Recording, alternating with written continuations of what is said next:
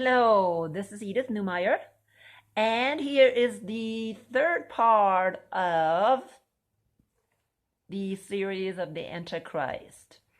I really have to do a third part because I also want to address the definition of what people call the Antichrist. Of course, by now, if you have watched my two previous videos on this topic of Antichrist, you know that really Antichrist is not something that should be used because it confuses people. That word Antichrist is filled with too many false assumptions and false definitions that are not even biblical. And when you have these false assumptions in your head, that is what you're going back. It's like what is it called? Default. It's a default. You fall back on it, and then the rest of the Bible, you kind of interpret, yes, according to this pattern you have in your head. So the most important thing you have to do is get rid of these false teachings. Get rid. You need to go to the Bible and only study the Bible. So far, we have studied Daniel. I started with Daniel, so you kind of understand who this man of sin is. And I showed you, or I mentioned, we studied Daniel 11:36, I believe, through 41 in my first video. In the second video, we looked closer at Daniel 7 and the little horn that comes out of the beast. And that's important to understand because this beast is controlled by the little horn. The beast, which is the Roman Empire, it kind of died, but really what happened is this little horn on top just took over everything. And that is something you need to understand, because when we go into Revelation, John did not use the little horn to show who is sitting on this beast. He used a different name. He used Babylon the Great, and that's what we're going to look at today. But you have to understand that this beast is ruled by who is sitting on top. We know that out of the beast, out of the sea, the last beast in Daniel 7, that 10 horns came out of that beast. And those were not the European Union today. No, that European Union is already almost gone too. No, that is the European kingdoms that came out of the Roman Empire. Okay? Remember, you cannot just go in a vacuum for 2,000 years. Things happen. Start with the history of John when the Roman Empire was still there. Then the 10 horns came out, which are the European kingdoms. The little horn came out, which is really larger than the other horns. And and this horn was controlling the other horns. And then when we go now to the beast out of the sea in Revelation 13, we see that this time John only sees the 10 horns. And it's the same beast out of the sea, the last one, because that was alive during John's time. The other 3 were gone. But here, this beast out of the sea is still alive during John's time, and it's still alive today, because Jesus said, or Daniel said, that this last beast will be destroyed by Jesus at the end. And then his kingdom will come. And the holy ones will rule with Jesus. So now we're going to this beast out of the sea. But before I go there, when I reviewed my video that I have posted just before this one, this guy named David Jeremiah came up on the following video, and I'm thinking, wow, what is he saying? Because he was talking about the Antichrist as well. And oh my word, let's see. The channel is 100 Huntley.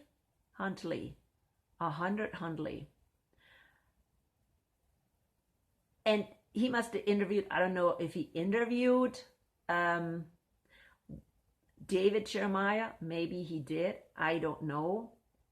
But 1 million views.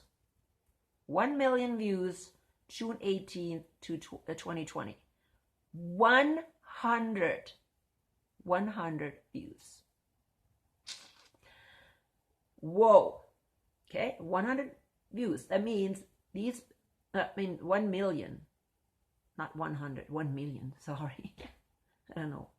Okay, well, let's start all over. So it's 1 million. 1,205,164 views. Because it's David Jeremiah, I guess. And I have never heard about the guy. But I'll tell you right now, he just blabbers. And I don't know, again, where he gets his information from. Don't know. Okay? He is obviously extremely famous. Very famous. But he is, and I'm going to tell you from the beginning, he is very wrong. If you have watched my previous videos and really looked at things, you will know. He said, oh, the Antichrist has many names, and each name kind of explains who he is. He also says the Antichrist is the most awful person, or will be the most awful person that will come on this earth. Well, if he thinks that, of course he doesn't think, that the Pope is the most awful person that came on this earth, well, maybe, not just one Pope, but if you look at all the popes, they were definitely horrible. Worse than Hitler and Stalin and who else? Napoleon, or any of these people. Okay, I mean, the popes definitely topped it all. So in that, he is correct. But he is also believing that this Antichrist comes sometime at the end. That means he is absolutely a dispensationalist, or futurist, as they call him as well. And he doesn't know what he's talking about. The next thing he talked about is that these 10 horns will come out of the European Union. The European Union, people, is almost dead. It's almost dead. Okay? It will not continue much longer. The euro is almost dead. The European Union is almost dead. They only use that to bring down Germany more and to keep Germany in check, because Germany has paid for all of the other countries, or at least most of the money that supports the other weaker countries like Italy and Spain and Greece. All that money came from Germany and the people working hard. That's what it is. They used Germany to support this European union. So it was a very one-sided thing, because together they cannot all carry the weight. They cannot carry the weight. And that is the bad thing. And then he thinks somebody comes out of the European Union. Who is that going to be? Definitely not Germany, because they are totally squishing Germany. Who is squishing Germany? It is the Pope. Why? Because the German emperor before Second World War, before the First World War, was Protestant. And so that had to go. Okay? And then France went even earlier than that. And the only really empire that is still left is a small, teeny little empire like the Danish Empire, the Dutch, the Swedes. They're left over. And then, of course, there is the kingdom. It's not an empire. The little kingdom of England. And they, at first, had Protestantism. But really, it was really a rebellion against the Pope. Okay? The emperor rebelling against the Pope, which is the Church of England. But later on, and today, they are still bowing down to the Pope. Make no mistake. And I think that's why they're still left over, is because they did bow down to the Pope. That's just simply the way it is. No, there is nobody coming out of Europe that will take the place of whatever it is. Because it's not, he doesn't even understand. What? Antichrist? Now, he should really look at the definitions that we looked at so far from Daniel. Daniel 11, 31, Daniel 7. He should really look at it, because he said, yeah, this Antichrist has other different names, like the little horn, man of sin, and all these. Beast, okay? Even though the beast is only part of the Antichrist, because the Antichrist sits on top of the beast. The beast is always a political system. Always, always, always. It's a kingdom. It's an empire, like the Roman Empire, the Greek Empire, the Persian Empire. That's the beast. But on the beast, the last beast, sits actually a kingdom that is both religious and a kingdom. And that is the Pope. That is the Pope. And we will see that very clearly now in our next when we go to Revelation. But this David Jeremiah, people, I am so sorry. If you have been listening to this guy, he is a minion of papacy. He is a minion of Lucifer. There is no doubt in my mind. And I'm sorry I have to say that. I don't want to offend the guy. Okay? I don't want to offend the guy. But he is a false teacher. He's a very false teacher. And you have to wake up if you have been listening to this man. So, with that saying, with that being said, now let's really look. And if this is your first video that you're watching, please watch the 2 previous ones. And I will put them in the comment section below so you can find them really fast. But all you have to do is click, on my channel, Great Deception of the End Times. Click on the channel and you will see the videos that I have done before this one. 2 of them. But it's really unbelievable how people can be confused and deceived and misled. But now let's go to Revelation 13. Keep in mind, beast is what? Beast is a political system. Okay? So, the dragon, now again, beast is a political system. But remember, on top of the beast is something that controls this beast system. Okay? And that's what we are going to look at then in Revelation 17. So here it says that the dragon stood on the seashore. The dragon stood on the shore of the sea.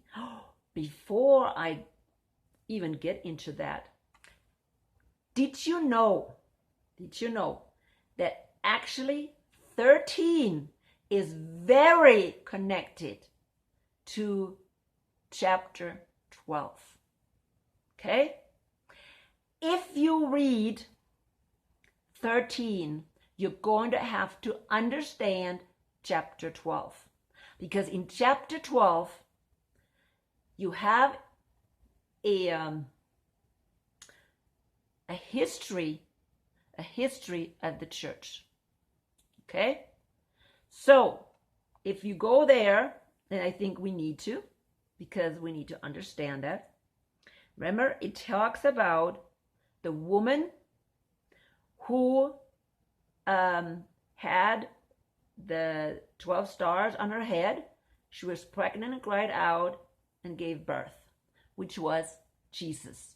So Jesus was born by this woman, okay, which is believing Israel or the believing Jews. Judah, okay, Judah was supposed to be bringing forth the Messiah. So Judah was one of the sons of Israel. That's why 12 stars. Okay? So he brought forth Messiah. And as soon as he brought forth Messiah, the dragon was already there to devour him. But you know, Jesus died on the cross and defeated the dragon. And because he defeated the dragon and he was resurrected, the dragon did not have any more room in heaven because he was defeated. So he was kicked out. 7, it says, then a war broke down. Michael and his angels fought against the dragon, and the dragon and his angels were kicked out of heaven. So he was hurled on earth. When was that? That was after Jesus defeated him on the cross. Okay? That's when he lost his right for the kingdom. He's still here for 2,000 years. But he lost his right. He also lost his right to be in heaven. So he was kicked out. So now, that was right after. So what did he do? He came on this earth, people. He came on this earth and took over personally. Okay, what did he take over? Well, he used the existing Roman Empire and converted it into his beast. Okay, he made out of this beast a special beast with horns and a little horn on top, which we know is the little horn is papacy. And he used papacy to transform this empire into his likeness. Watch what it says. How is the dragon described? Let me see where I can find it. In verse 3, then another sign appeared in heaven, an enormous red dragon with 7 heads and 10 horns and 7 crowns on its heads. Keep that in mind. That's how the dragon looked. So now this beast out of the earth, the 4th beast, the Roman Empire, is being transformed into the likeness of that beast, or that dragon. Okay, we will see that pretty soon. But before we get there, so he was hurled on this earth and he is transforming this empire in his likeness. And then he persecutes the people that brought forth the Messiah, the believing Jews. Okay, he persecutes them. And of course, Jesus, God, was protecting them. And then he persecutes who? He persecutes the children that came out of the rest of the children. Here it says in 17, it's 16. But then the earth helped the woman by opening its mouth and swallowing the river that the dragon had swept out of the mouth. Then the dragon was enraged at the woman and went off to wage war against the rest of her offspring. Those are the believers. Because what did the first believers do that really brought forth Messiah? It is proclaiming the gospel. And they proclaimed the gospel, they made offspring.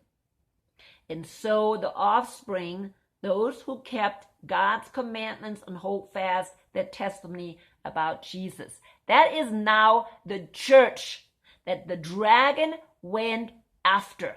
When did he go after the church? Right after. Okay?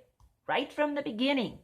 We know that first the disciples were persecuted by the dragon, and then very soon afterwards they made the first disciples, the Gentile disciples, and then they were persecuted as well. So from the beginning, so think about that from the beginning, when the dragon was kicked out of heaven. And people, there's a lot of people that do not believe that. Lots of people that don't believe that Satan was already kicked out. And it's pretty sad when they believe such nonsense. Sometime at the end, he'll be thrown out. No, he's already been thrown out. He's been 2,000 years, he's been waging war against the saints. It's unbelievable. So anyways, let's continue. So now, when we continue in 13, and that's something to, understand that. It says, the dragon stood, that same dragon that is persecuting the saints. The dragon stood on the seashore of the sea, or on the shore of the sea. And I saw a beast coming out of the sea. It had what?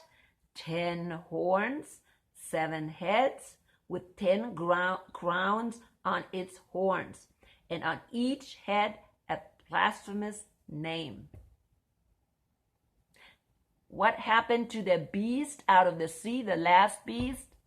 It was transformed into the likeness of the dragon. It is the dragon's empire. Wake up! It's the dragon's empire. When did that happen? It happened as soon as the Roman Empire, or this traditional Roman Empire, fell.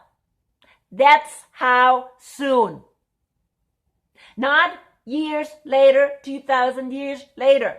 No, right from the beginning. Satan is thrown out and he establishes his own personalized kingdom. Okay? That's exactly what happened. Please. Okay? So he looks exactly like this dragon, the Satan. And it says, of course, the dragon gave the beast his power and his throne and great authority.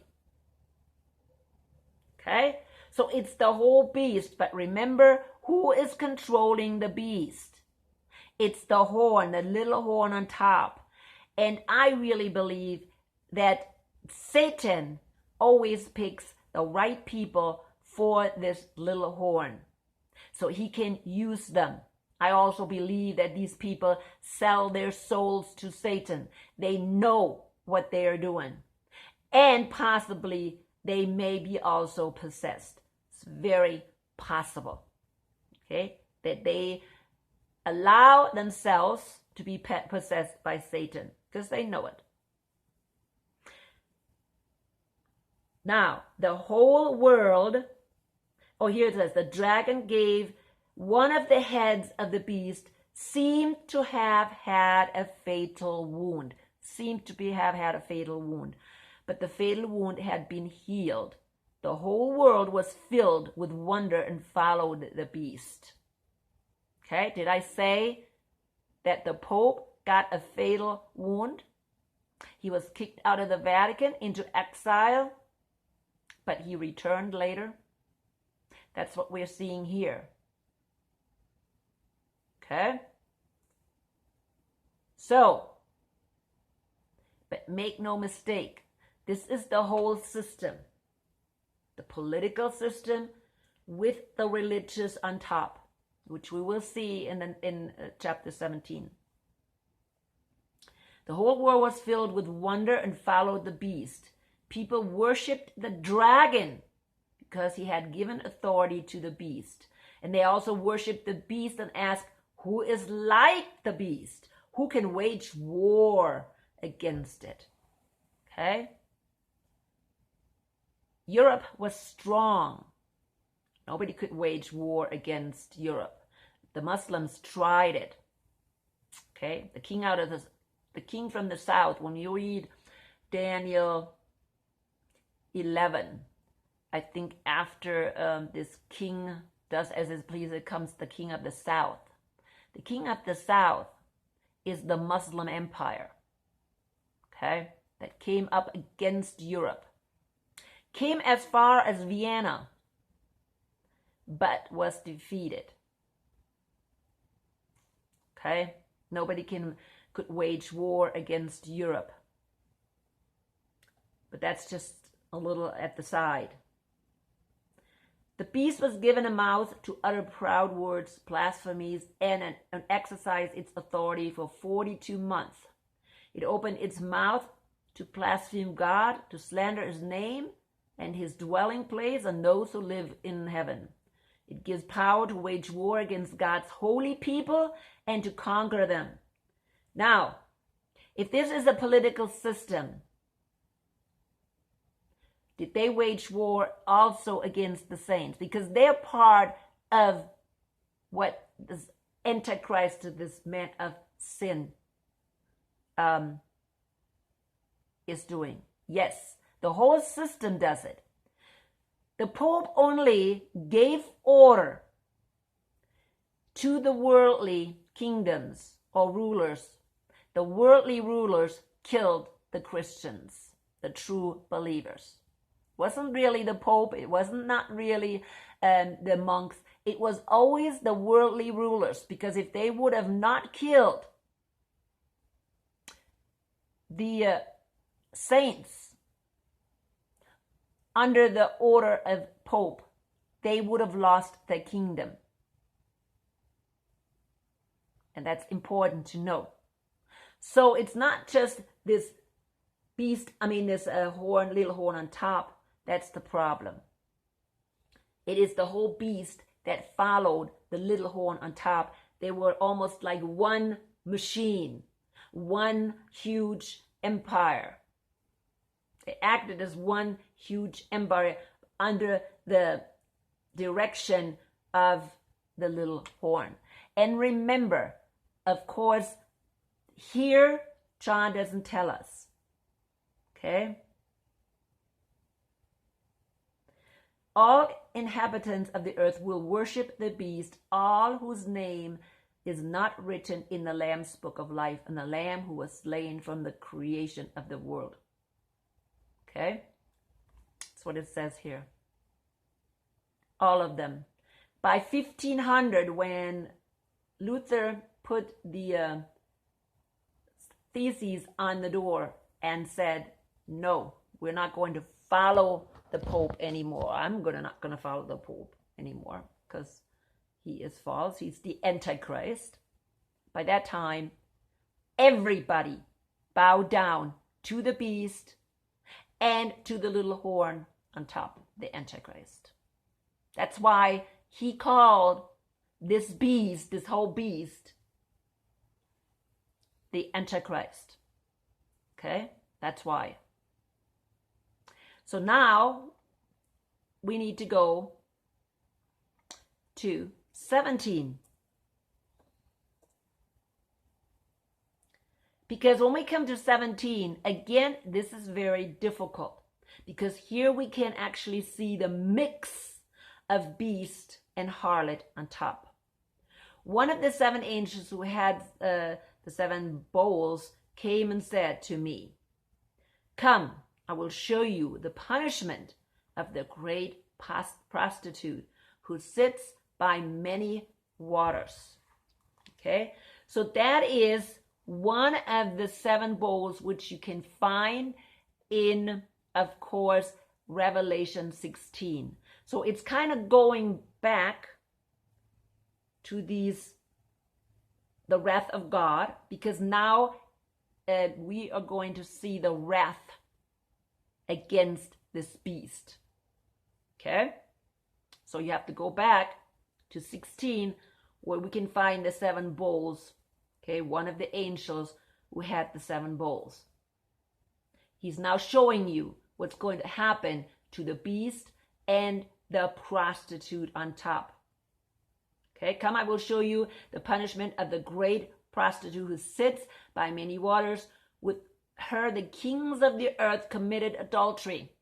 The kings of the earth, remember? The European kings, all the kings of the earth, all of them.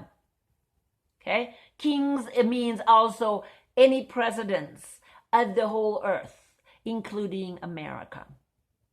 Okay, the kings of the earth committed adultery, and the inhabitants of the earth were intoxicated with the wine of her adulteries. What kind of adultery are they talking about? They're talking about adultery against God. Okay, against God. People are leaving God, doing whatever they want to do, following their lustful desires. That's what they're talking about. Then the angel carried me away in the spirit into the wilderness. There I saw a woman sitting on a scarlet beast that was covered with blasphemous names and had 7 heads and 10 horns. That is the beast that we just read about in Revelation 13. That woman is sitting on top of that beast. And she's not just sitting enjoying the ride. No, she is reigning the beast. Okay? She is controlling the beast, because we read that from Daniel. The woman was dressed in purple and scarlet. Now that should give you a hint who this woman is, people. Now this woman is Antichrist. This woman is man of sin. Okay, that's the little horn. The woman was dressed in purple and scarlet and was glittering with gold. Who is dressed with purple and scarlet? Any kingdom you know of? I only know one, and that's the smallest kingdom. That is papacy. That's the Roman Catholic Church. Scarlet and purple. That's the robes color of the priests and the cardinals. Okay? Glittering with gold, precious stones, and pearls. Look at all the wealth the Roman Catholic Church has accumulated. Okay?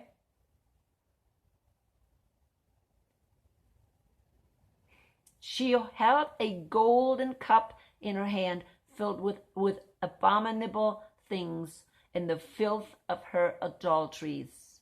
The name written on her forehead was a mystery. Babylon the Great, the mother of prostitutes and the abominations of the earth. Okay? She's sitting on top of the beast. She, who is sitting on the beast? What did Daniel say? The little horn that rules all the 10 kingdoms of Europe. That's the Babylon the Great. Who is Babylon the Great? The mother of harlot. She is the false religion. Okay? She's a false religion. A whore is always, of course, a woman. And a woman is symbolized as the church. But in this case, she's a whore, and therefore she is the false religion. She is a false church. Okay? She left the true religion. She came out of the early churches, but they all fell away. Falling away. They all fell away and followed this whore. Followed this whore. I saw the woman was drunk with the blood of God's holy people and the blood of those who bore testimony of Jesus. Okay, we see that from the beast. The beast was killing the saints. But here the whore is drunk with the blood. Okay? Because the kingdoms killed the saints for the whore. Okay? And she was drunk with the blood of the saints. And I saw her, when I saw her, I was greatly astonished. Then the angel said to me, why are you astonished? I will explain to you the mystery of the woman and of the beast she rides. She's riding it. That means when you ride a horse, you better control it or you're going to fall off. Okay? That's what that means. When you're riding on a horse, you're riding it. You are in control or else the horse will kick you off. That's the way it is. So she's riding the horse, which has the 7 heads and the 10 horns. The beast which you saw once was, now is not, and yet will come upon out of the abyss. So he said, it now is and was and will come out of the abyss and go to destruction. Why is it coming out of the abyss? Because it was transformed into the likeness of the dragon. That's why. The inhabitants of the earth, whose name have not been written in the book of life, life from creation of the world, will be astonished when they see the beast, because it once was, now is, yet will come. This will call for a mind of wisdom. The 7 heads are 7 hills on which the woman sits. 7 hills. The only city that traditionally is called the city on 7 hills. And make no mistakes, there are people today that want to tell you that Jerusalem sits on 7 hills. No, that's not true. Maybe modern Jerusalem, but not old Jerusalem. Old Jerusalem didn't sit on 7 hills. And Jerusalem was not called the city of 7 hills traditionally. There was only Rome. Okay? Only Rome. So, now I lost it.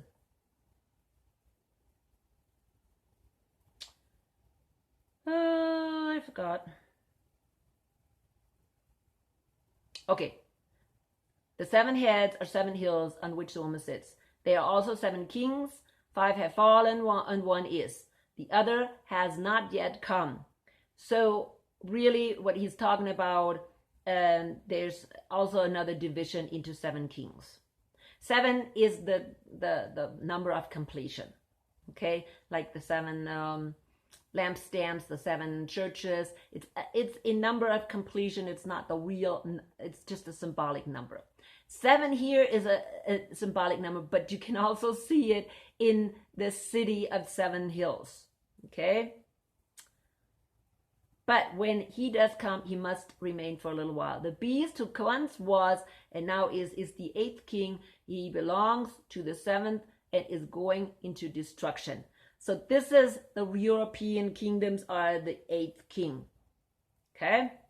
So you can continue to read because my time is coming to an end here soon. But when you see all these, you can finish reading. You can understand and then read chapter 18. You will see how this beast is going to end. Now we see in Revelation, where is it? Revelation 13, that there's another beast coming out.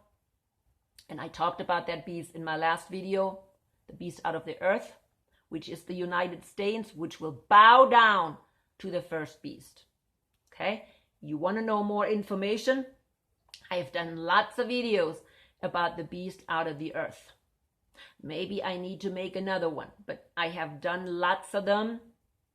So you just have to go back and find those that I did, the beast out of the earth. Okay? And the American Empire, because that's just basically what it is. Okay? Because that's a different thing. And that empire that is now around, the American Empire, is going to cause you to bow down to that first beast and accept the mark, which is very close, people. We're very close to that mark because we are coming to an end with this system. Okay? This is not something, according to this David Jeremiah, that's still something coming at the end. We don't have time. How long did it take for the empire of the United States to develop. Yes, we have an empire. Okay, please admit to that. That empire took 250 years. And now it's in place. That beast out of the earth is now in place. Okay? And it will do the dirty work. It has been doing the dirty work for what? The beast out of the sea. And who's sitting on top? Of course, the whore. Okay? Which all committed fornication with her. All of them. We just read that a while ago. Okay? You can read it again. All committed. It says, verse 2, with her the kings of the earth committed adultery, and the inhabitants of the earth were intoxicated with the wine of her adulteries. That's where we are right now. And people, it's time for you to wake up. It's time to wake up. You have been slumbering long enough. Okay? If you don't want to be left behind when this rapture happens, when Jesus is returning for the bride, you better hurry up. What does it say in 18? Go to 18 as well. Very famous. Come out of her, my people. Come out of her, my people. Okay? You need to come out of her, my people. And that's in verse 4 of 18. Come out of her, my people, so that you will not share in her sins, so that you will not receive any of the plagues, for her sins are piled up to heaven, and God has remembered her crimes. Give back to her as she has given. Pay her back double for what she has done. Do you want to be part of that? Do you want to be part of that? If you don't, come out of her. And I'll warn you right now, I warn all these people that are still running after dispensationalism or futurism, as this David Jeremiah is doing, to come out of these false prophets. They're false prophets, and they're misleading God's people and all the people of the world, but especially God's people. And you need to come out of her, because they're minions of papacy. They're minions of Lucifer. And they maybe they don't know it, and they think they're preaching the right thing. I don't know if they do. Okay? But they're doing it, whether they know it or not. And this is what the Bible says. And with that, I'm coming to an end. Come out of her, my people, so that you will not share in her sins, so that you will not receive any of her plagues. For her sins are piled up to heaven, and God has remembered her crimes. Give back to her as she has given. Pay her back double for what she has done. She has killed plenty of saints. Can you imagine all the torture she has done to the saints? And she's going to get back double? Do you want to be around for that? I hope not. I hope not. Anyways, read these again and let the Holy Spirit guide you.